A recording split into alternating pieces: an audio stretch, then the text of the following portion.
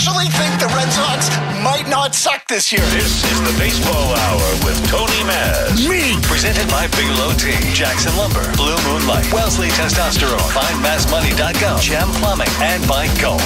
On Boston's home for sports, 98.5, the Sports Hub. 3-1 and a high fly ball center field. Sayon getting under. Here comes the run. Here's the throw home. He will dive in, and they win it again. And the Red Sox lose another one. They have dropped 5 in a row. In this awful stretch of baseball, the Red Sox lose it in extra innings yet again. They're 0-5 in extra inning games on the road this year. 6-5, the final score. You can almost feel that coming.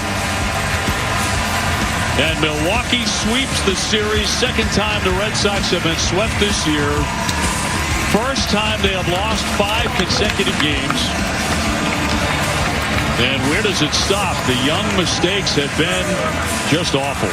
Find yourself a one-run games, and when you to win them, you got to play clean baseball, right? Situational hitting, more importantly, defense, bullpen, whatever it may be, and it just sort of spin the wheel, right, as far as finding ways to lose games. Today it was the defense that really cost you more unearned runs here tonight. This is where we begin tonight on the Baseball Hour, 617-779-0985. We'll open up the phone lines right away. I asked this question a long time ago. Jared Carrabis may remember it. And Jared, by the way, presented by Blue Moonlight, a light and refreshing citrus wheat beer with only 95 calories, brewed with a real tangerine peel for subtle sweetness, and a smooth finish, just like Jared himself. That's right. Enjoy Blue Moonlight today. Again, 617-779-0985. We have a crap ton to talk about on the Baseball Hour because only the Red Sox could lose 2 walk-off games in extra innings in the span of 24 hours. In fact, less than 24 hours. It really came down to about, 19 hours that they pulled it off. And I asked this question a long time ago. It's how we began the show. So let me ask the question again. Do you remember when I asked you, what do they do well? I asked you, Jimmy Stewart. I asked Jim Murray. I asked the listeners. I think I asked Jared Carrabis. What do the Red Sox do well? And I have your answer. Lose. Oh. They lose well. They know how to lose. They find ways to lose. Today, for example, 2 errors in the outfield, a base running mistake in which 2 people ended up standing on third base. What else? A throwing error by Christian Campbell with the game on the line. Hamilton got picked off, but he ended up being safe at second base. Okay, so there's that, and they get picked off routinely. I know as recently as a week ago, they had more pickoffs than any team in the big leagues. So, well, let me ask you this, Jared, because I had this exchange with you today via text. Mm-hmm. I asked, as I do every week when we are going to have you on the show, any specific thoughts or wants, and your answer was, I've got some numbers to provide context on how the Red Sox will likely finish 500 or worse. Yeah. So go ahead, tell. So this is via our guy, Black Irish, who always is, he's just, all day long, he's sending info. I try to keep up with all of it, but he sent this morning. So this was prior to today's loss. Red Sox teams which had 30 or fewer wins after their first 60 games. This is since 1997. Okay. Through the 97 season through 2019, this happened 4 times in 23 years. It was 97, 2012, the Bobby V year, 2014, which was the last place season, 2015, which was the last place season. From 2022 through 2025, it happened 4 times in 6 years, 2020, 2023, 2024, and this year. Only one of the previous 7 teams finished the season with more than 78 wins, and that would be last year's team, the 2024 Boston Red Sox, who finished 81-81. So in all likelihood, they're trending towards a losing record, but once in a blue moon, you might finish exactly 81-81. So if they even never mind the playoffs, never mind the division, the wild card, finishing with a winning record at this point would be unprecedented for this era. Okay, and so this is for all the people who say, "Oh, it's early. There's a lot of time left. It's May." Jimmy, who was the guy that called yesterday? It wasn't Jack on Rhode Island. That was today. It was another guy who calls all the time, who goes right up my backside.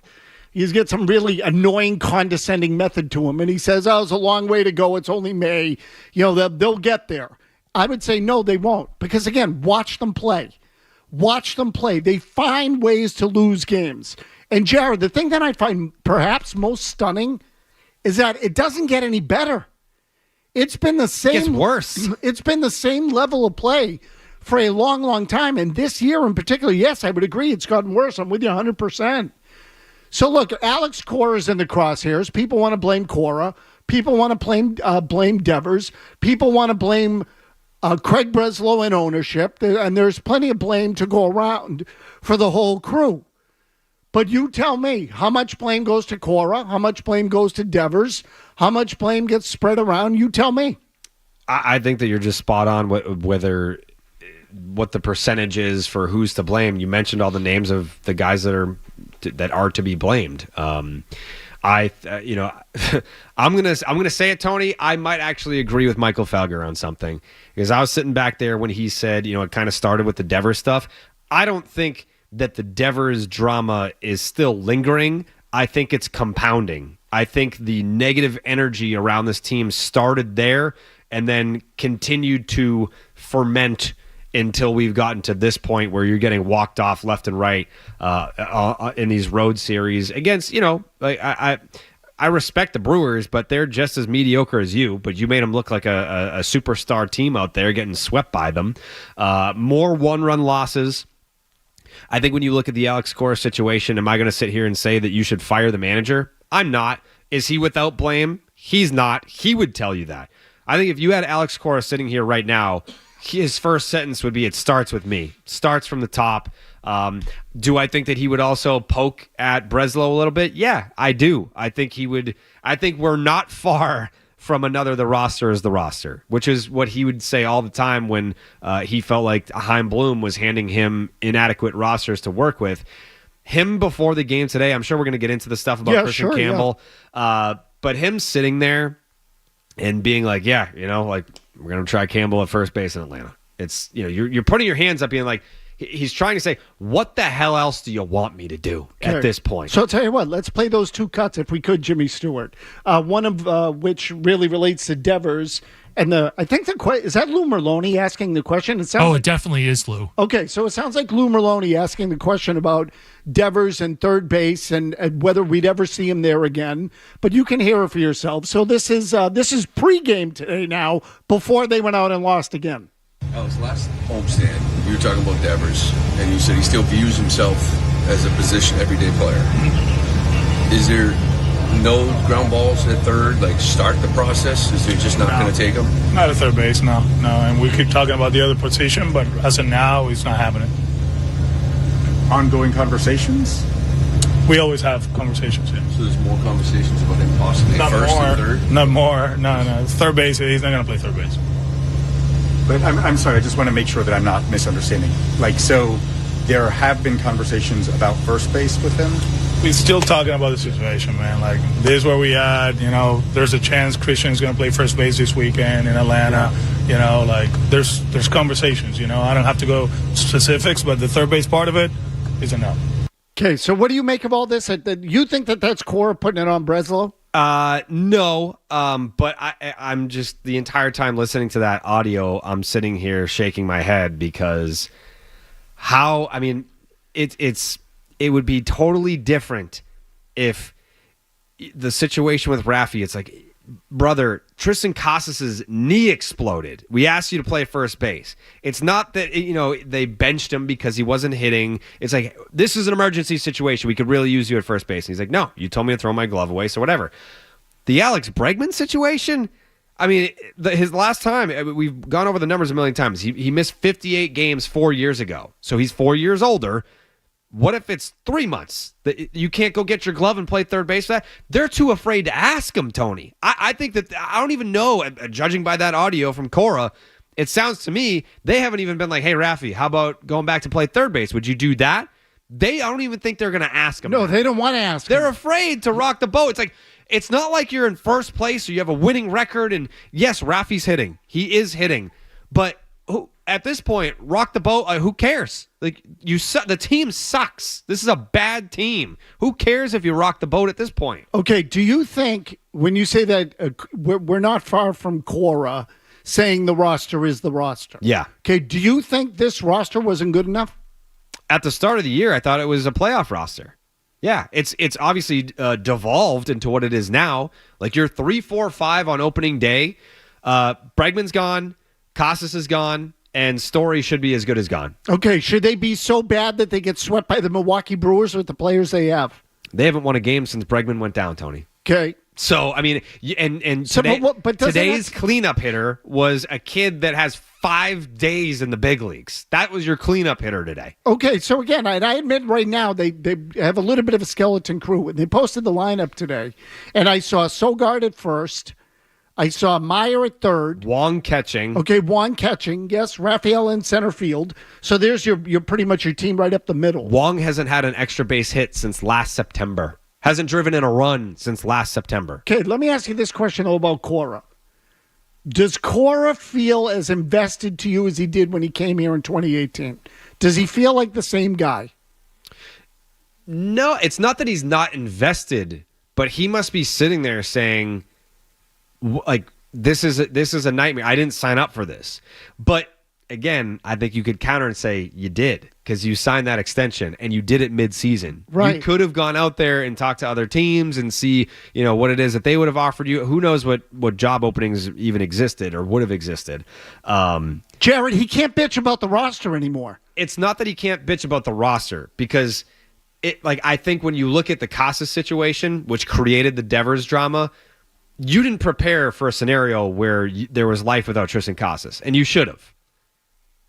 Okay, so look, I think that's part of it. I also think that this thing was going in the wrong direction long before that. So Cora to me seems to be, like, again, he signed up for this.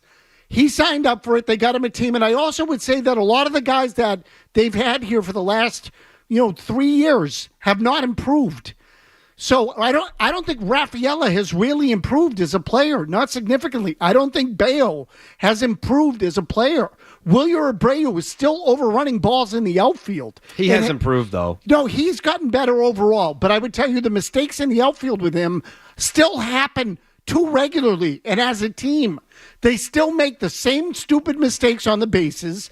They strike out way too much. And, there's a philosophical thing there as well with them. To me, there are a number of factors that you can look at and explain why this team is not losing. And does the injury to Bregman hurt? Obviously, he's a good player. He's a pro. He's a winner. But for them to go 0-5, tell me, how many guys on the Brewers do you think the average fan knows, other than Christian Yelich? Not many. 0. So, but you know what the Brewers did better than the Red Sox in this series? What's that? Fundamental stuff. Yeah.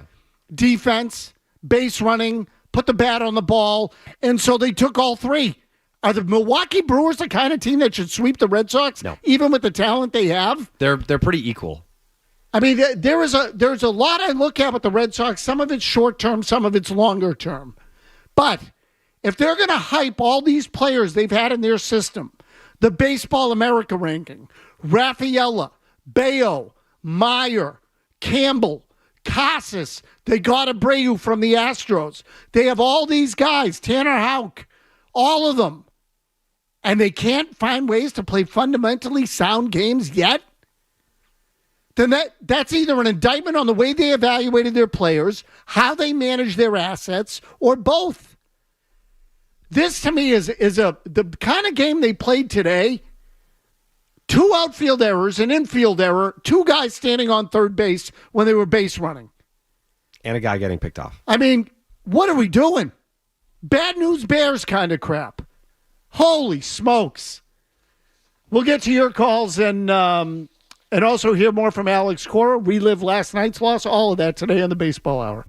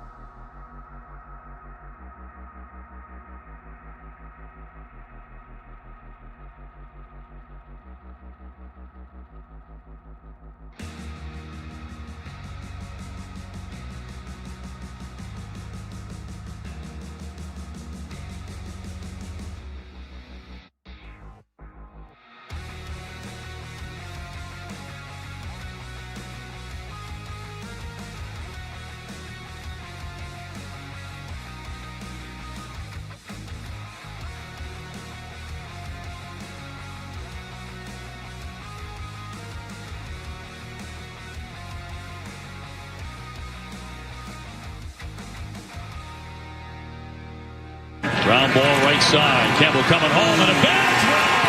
The run scores. It goes all the way to the backstop. The runners are going to advance to second and third on a terrible throw by Campbell. Tied up 5-5. Now second and third and nobody out. Again, you're in that in-between. This ball was just chopped into the ground. Cameron's got great speed. I think even if Campbell puts it on the money, I think he's going to beat this throw out. It is a tag play, not a force play. Just trying to do too much. You'll flip that ball to second base. The game is tied. It's not what you want, but can't force something that's not them to do. He said the right decision for Campbell on that play would have been to go 4-6-3. Okay, instead, Campbell came home, threw the ball away. The Brewers ended up with runners on second and third, and then as a result, they hit a sacrifice fly and won the game 6-5. So now look, this is me getting something off of my chest. And it really has nothing to do with the fans, because I'm all for the give and take between me and the fans, Jared, and Red Sox supporters and everything else, and people who run the MLB Twitter account that used to work with Jimmy Stewart at the other place, Berger, who taunted me when Campbell homered on the first weekend of the season, celebrating, because I said he didn't look ready for the big leagues on opening day. Well, now Christian Campbell's hitting 2 1/4. His OPS is in the low 600s. And I know I've said this a million times and nobody wanted to hear it because they thought it was just, again, typical Felger and Maz negativity. He can't throw. He can't throw. Now, when I say can't throw, obviously he can literally pick up a baseball and throw it. But he doesn't have a strong arm, and he doesn't often know where it's going, especially if he has to throw it with any sort of velocity. I noticed this when they put him in center field, and he had to throw the ball into the infield on a sacrifice fly. And it was a play early in the year, Jared, where he really didn't have a chance at the guy, but the throw was horrible. And I went, oh my gosh. Then I watch him, and he kind of slings the ball from second base, and you can get away with it in the infield a little bit. But when there's duress, and he has to gun it on the money, he can't do it. Now, when I say can't do it consistently, which is really all that matters. It's all about consistency. Everything is about consistency. But the give and take, the back and forth with the joking, and you said this, they said that, fine, no problem. I'm good with all of that. When the Red Sox are puffing out their chests a week into the kid's big league career, making him sound like he is some sort of trailblazer for the future of the franchise, they look like idiots. So let me remind you, when they signed Campbell to his contract, here's what Craig Breslow said. Here we are today, sharing what I would call a massively significant moment for this organization, because Christian was not drafted in the first round. He wasn't a top prospect upon entering the organization. What he was a good player who made himself a great player because of his work ethic and diligence and open-mindedness and attitude. And so in many ways, he is a prime example of what's possible when great scouting meets great development around a player who prioritizes maximizing his potential over everything else. Okay, April 7th, a week, 10 days into his big league career, and they're putting that kind of burden on him. So again, forget about what we all think. They put that burden on the player. That kid's now going to go out to the field and live up to that. He's become a great player. He's been in the big leagues for a week. What are you doing? He wasn't ready for that. He certainly wasn't ready for that burden. That's just ridiculous. And now here they are. They're under 500. He's struggling. The team is struggling. Marcelo Meyer just got here. They're going to do the same thing to him? They're going to do the same thing to Roman Anthony? Put that kind of responsibility on these two players? It's insane. This is why you have to keep your program going all the time. You've got to have a big league team, competitive big league team, every year, whether you have a farm system or not. They half-assed it for 5 or 6 years. Now these guys are being brought into bad situation, and a lot's being put on them, and they're going to bury them if they're not careful. So I think Christian Campbell can hit. He can hit. The way he uses the whole field and his ability to, punch a fastball in the inner half of the plate to right field for a hit is special. For a homer. Okay? It's a special ability. It is. And he's probably at the plate going through just some sort of big learning curve.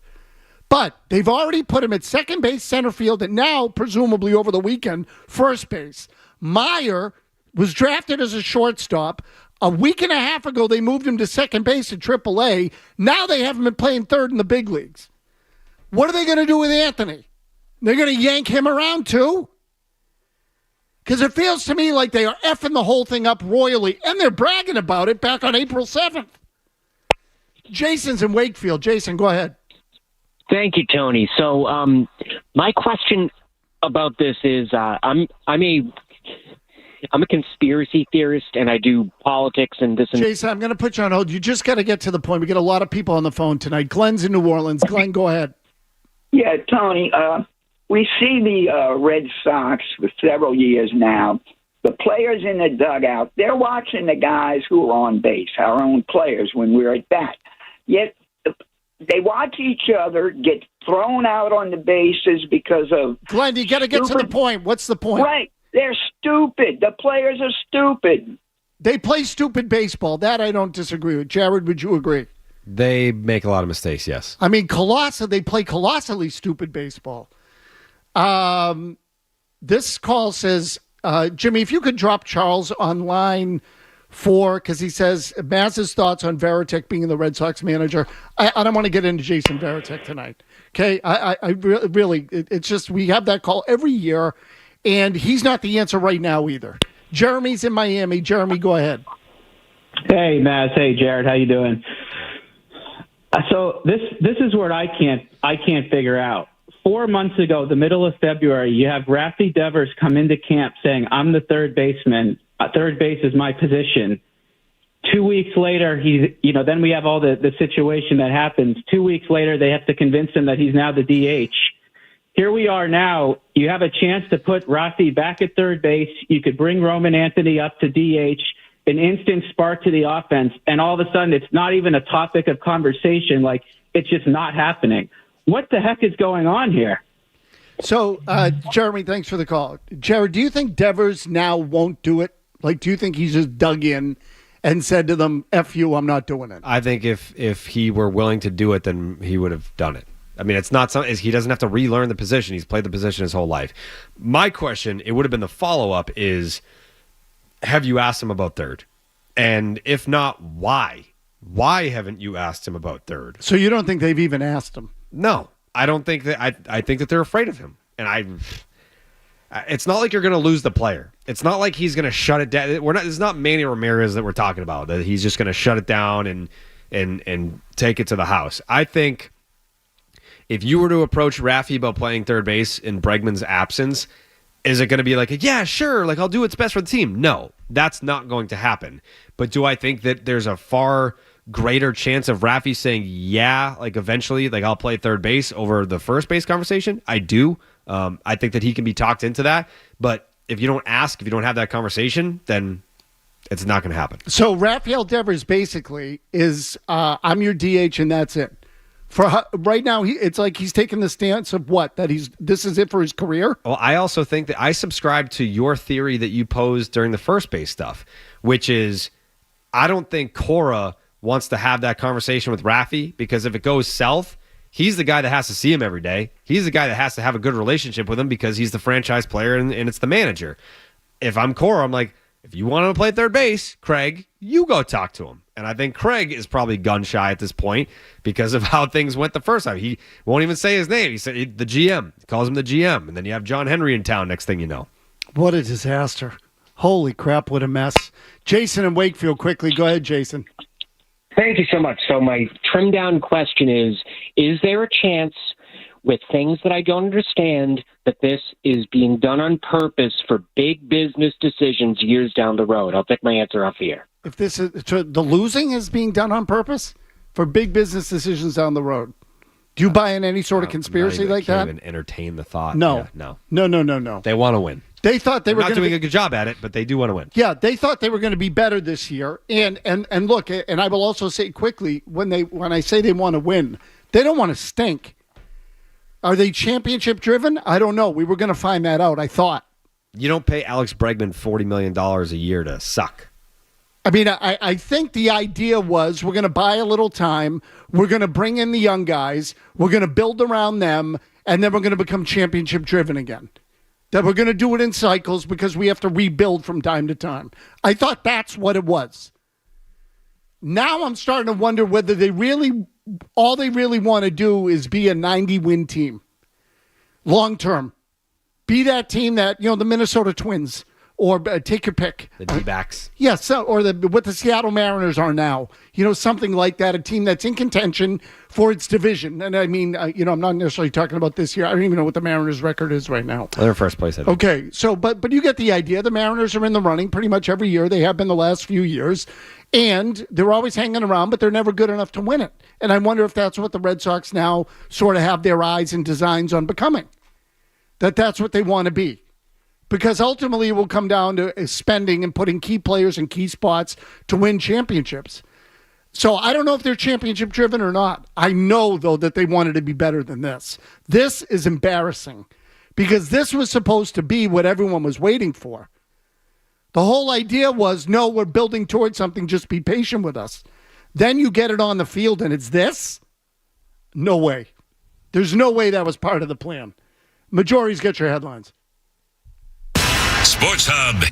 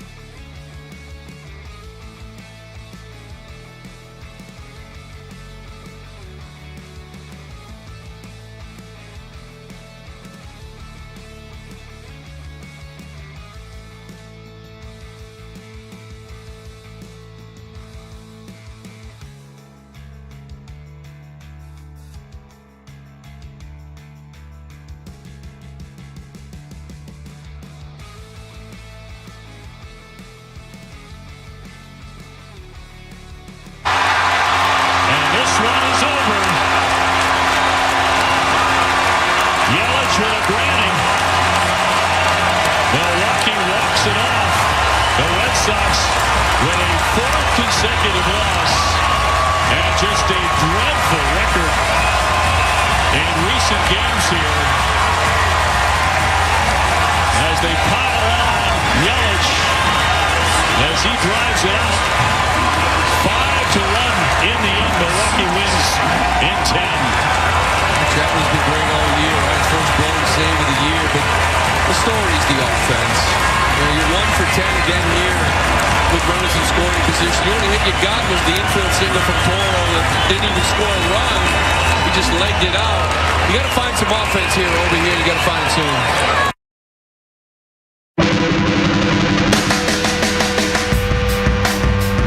That was last night's walk-off loss. Last night. We played today's for you earlier. This is how it works with the Red Sox now. You mark the time with walk-off defeats. And so, look, the offense, what was it, 13 strikeouts today, 10 strikeouts last night. They can't put the ball in play. Last night they get a guy on third base with nobody out in the 10th inning. Strikeout. And Devers, I actually thought, had a good at-bat. He was a left-hander, got a fastball, hit it hard, relatively hard to left field, but right at the guy, and the guy caught it. But once you're down to 2 outs in that situation, once the first 2 guys strike out, and I'm not telling you anything you don't know, Jared, well, now the third guy's going to get a hit. A fly ball doesn't do it anymore. So I don't blame Devers per se, but the first 2 at-bats were horrible. Trevor Story actually put down a sacrifice bunt today. They kind of disguised as I say disguised. It was a bunt down the third baseline intended to sacrifice, but he had a hit today too. Yeah, he did. Okay, so what do you do with Story? Man, so I have the numbers. I looked at it this morning, so that doesn't include today's game. They are horrendous. The last I heard, he was 15 for his last 115. Yeah, so I can give you the full numbers here. So his first 93 plate appearances of the season, it was a 337 average. It was an 894 OPS, 2 doubles, 5 homers, 15 RBI in 23 games. And then the last 127 plate appearances, again, this does not count today. It's a 127 average. It's a 350 OPS, 1 double, 1 homer, 6 RBI in 30 games, and that 1 double was off a position player. Okay. So that would be, and then you can include today, so it's 1 extra base hit in his last 31 games. Ridiculous. Yeah. Would you release him? I think you have to explore that, especially as the season continues to spiral. I said this last night. I don't know if you agree with this take. A lot of people, in at least responding to the video, happen to agree with the take. I would rather watch the kids, Roman Anthony, get called up and put them in their natural positions, leave Campbell at second base, put Meyer at shortstop, put Roman Anthony in left field, move Duran over to center, let them play, and I would rather watch that group play 400 ball for the rest of the year than watch this group flounder around 500 for the rest of the year. It's not interesting to me. When you have pieces that, they keep saying the phrase that we always use, the next great Red Sox team. The pieces, that's why this group reminds me of 2014, is because it's the first year of these guys getting called up. They're all out of position, but they're here. So it's the beginning. It's the foundation of that next great Red Sox team. It's not going to be this year. I certainly don't believe that. But I would rather watch that happen and watch them gel, watch them grow, than just, going at the trade deadline and bringing in a veteran first baseman, journeyman, whatever. Like, I don't care. I don't care about that anymore. So just play the kids and see what happens. So I love the idea of putting them all in their intended positions. To me, that's a thing that they've botched. So Meyer, the reason I would release Story or at a minimum put him on the bench and is to get Meyer at shortstop. Put Meyer at short. This is your position. You're going to play it for the next 6 years. And then see where you are when it comes time to do a contract. And the same thing with Campbell if you want. Although I have to say, I'm not sure Campbell can play second. So what do you mean? Where else are you going to put him? First. Nah, he's not a first baseman. So I don't know. I don't know if he can throw well enough to play second base regularly. Drew in Boston. Drew, what do you got?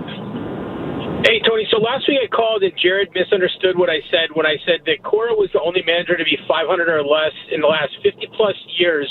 I was not comparing him to Valentine. I was comparing him to the rule, not the exception. The rule is every other manager was above 500, better, World Series appearances, World Series rings, multiple rings, etc., and they were fired summarily in much shorter time. So that aside, the guy today puts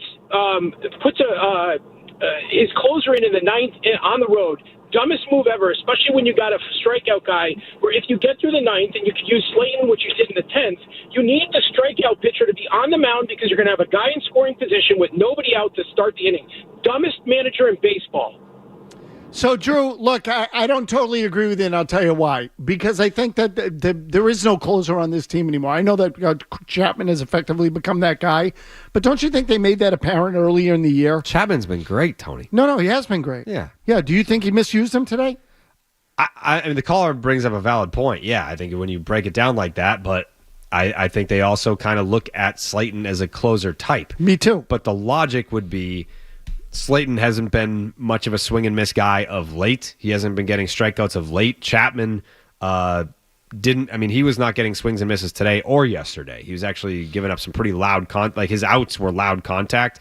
But yeah, I mean, Chapman's been pretty good. But yeah, the caller makes a valid point. So look, I don't think you fire a manager over that, but you can say that was a mistake. Sure. No, his logic is good. You would want you'd want the closer out there in a strikeout situation, or Chapman out there in a strikeout situation, not the closer. I'm just telling you that at the end of the day, if your second baseman can't, and I know so now what? You got to assume that your second baseman is going to make an error? Is that his point? That they put the ball in play against Slayton, they wouldn't have done it against Chapman? Chapman was on the mound last night, gave up a hit to Yelich to start the inning, and then Frelick hit a ball in the right center field against him, two left-handed batters. Yeah. The Frelick ball was hit on the screws. The Chapman one was a little bit lucky. So, they find ways to lose. They find ways to lose. Now, you want to tell me they don't have enough relievers, good relievers, to get through the late innings of games? Then that I would agree with. That was an issue at the beginning of the year. Mark in Salem. Go ahead, Mark. Yeah, hey, how's it going, guys? So I think this all goes back to where ownership lost a lot of the fan base, myself included, years ago, where they got rid of their championship core. They had 4 years, from what I could tell, to possibly contend, and they just gave up by trading Betts. After that, I feel like that Cora shouldn't have been the manager anymore. And look at his attitude after every single trade deadline, and now that's festered into the way that Devers is acting selfish with the team, and it's just not fun to watch. So, Mark, I think a lot of things went wrong. Certainly, it's fair to look at the Betts deal and say they got off the rails then. I still wonder, Jared, whether Betts really wanted to stay here. I have my doubts. For the right price, he did. Okay. Again, I still think he wanted out of here, and I think that they sensed he wasn't going to re-sign. So, whatever, you get to a point with a player like that, you either trade him and get something for him, or you don't. You never get equal value. We all know that. That almost never happens, although when the Nationals traded Juan Soto, they did pretty well, right? Yeah. Based on what they got back? Oh, yeah. Okay, so, but if people want to go back to that Betts deal, you can. My bigger issue is what has happened since. And because the Betts deal's an easy one. We all know they gave away a great player. You're never going to win those. Ever. So you keep the great players when you have them. My bigger issue is how they've handled the whole thing since. And the idea was when they were at their peak, they would introduce young players into the organization who came into an environment that was good and successful, had proven veterans, and there wasn't a lot asked of them. They were supposed to be complementary pieces. Right. And now they're being looked at as season saviors. Right. And that doesn't work. Also, I can't recall where it came from. Actually, you know what? I think Cora said it at the Fenway or the Red Sox Fan Fest thing. He said that word for word. He said, we're very excited about our prospects, but they can't be saviors. They can't be looked at as that. They have to just kind of ease in. They're supposed to help and be role players. They can't be like, hey, you're the golden boy and you're going to come save the season, and that's exactly how they're being viewed right now. I mean, to just drop them in and expect everything to get fixed because they're here is so wrong. It is so unfair to the young players. John in the car. Go ahead, John. All we're missing, Tony, is Lobel with the warning Red Sox highlights on Channel 4. Incredible how bad they are. Tony, I am tired of this team having all these talented prospects. They're the only team in the league that makes it a point to move them to a different position. They haven't even had a chance to play their natural position, and they're already putting them in multiple spots. And for Connor Wong, I am convinced he's going to have a job here as long as he wants, because he's all that's left with Betts. And even though we know they lost the trade, they don't want to be the ones to say we gave Mookie Betts away for absolutely zero. Well, effectively they did. They gave him away for absolutely zero. And so, I mean, this whole thing of the prospects, like, if you bring them all up and then you're not good, who is that on? Like, that's on them. That's not on anybody else. That's 100% on them. Because if they have the number one organization in terms of player development based on the Baseball America rankings, okay, if they're one of the top 2 or 3 and they come up to the big leagues and they suck, who's that on? If they had all this talent and they flush it, who is that on? I mean, look no further than the fact that they're all being asked to play out of position immediately upon getting to the big leagues. That's crazy. It's gross mismanagement. Drew in a car. Drew, can you be quick? Yeah. Well, I was going to say the same thing. If we're going to develop this year, I want them all at their natural positions. The other thing that we have to do with this lineup is in the offseason, it has to be rebalanced. We need more right-handed hitters. You're going to have to make some hard cuts, and you got to get some contact hitters in this lineup. One of the reasons they can't sustain offense is every guy in their lineup will strike out at least 130 to 180 times. Yeah, we need more contact. They have unbelievable number of strikeout hitters in that lineup. Seriously, that's a good one. So when you talk about balance, look, part of the reason they brought in Bregman was to get more balance right-left, and I thought they got much closer to that this year at the start of the year, Jared. They have more contact and less strikeouts. Yeah, definitely. So, but the strikeouts in the lineup are a major problem, and in the approach. Last call, Paul in West Roxbury. Go ahead, Paul. Yeah, I'll be real quick. Just a quick question. Why do you think it is that Alex Cora refuses to maybe even move Story over to third and let Mayer just play shortstop? And I mean, Story seems like a decent enough guy. I got the waiting list. Thanks. Yeah. So, Paul, sorry, I was distracted there. But Trevor Story, why is Cora being so loyal to Story? I mean, when the guy has been hurt, who's sitting right next to Cora in the dugout? I mean, I feel like it's the relationship is there. You want to believe in your guy. He keeps saying he's making strides, and we see this and that. There's nothing to see. It's unfortunate because I root heavily for Trevor Story.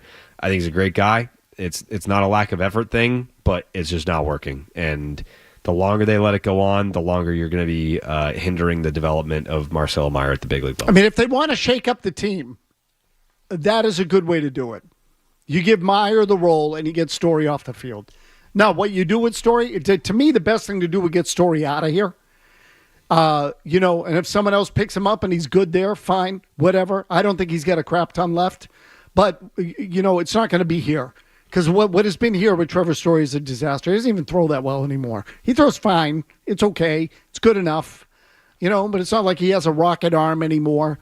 And he can't hit. There's very little he can do. And the last thing you need is, if you keep him around, you have him sort of peering over Meyer's shoulder, that if Mayer goes bad, then Story goes back in. And I don't think that's a good way to do it. Mayer was the number 4 pick in the draft. His smoothness on the field is apparent. You see it in everything. And he's really calm. I love his disposition. For that matter, I would say generally I like Campbell's too. He looked a little rattled on opening day, but that's understandable. But for the most part, Campbell looks pretty poised too. And by the way, all 3 of those guys, Jared, what I love about them all, they all use the whole field when they hit. Anthony uses the whole field. Mayer uses the whole field. Campbell uses the whole field. So I think those 3 kids are legitimate offensive players. I do. Now, in varying degrees. But put them in their spots. I've reached this point too. Put them in their spots and let them play. And get all these other losers away from them is how I would do it. I love that take, Tony. Joe Murray's got you for the rest of the night. Jared, thank you as always. Thank you, Tony. I'm sorry he was very angry today, Jared. We don't do many angry shows together. But, we do some. It's only going to get worse. but they've lost 2 walk-off games to the Milwaukee Brewers in the last 20 hours. Yeah. It's freaking embarrassing. Sure is. We'll catch you tomorrow on the Baseball Hour. The Baseball Hour with Tony Mass. Need a new roof? It's East Coast Metal Roofing's Beat the Heat promotion. Reference Felger, 98.5 The Sports Hub, anything like that, and get 10% off on your complete roof replacement. Never replace your roof again. Visit eastcoastmetalroofing.com. That's eastcoastmetalroofing.com. The Wall Street Journal named Bridgewater State University one of the best colleges in America. Why? BSU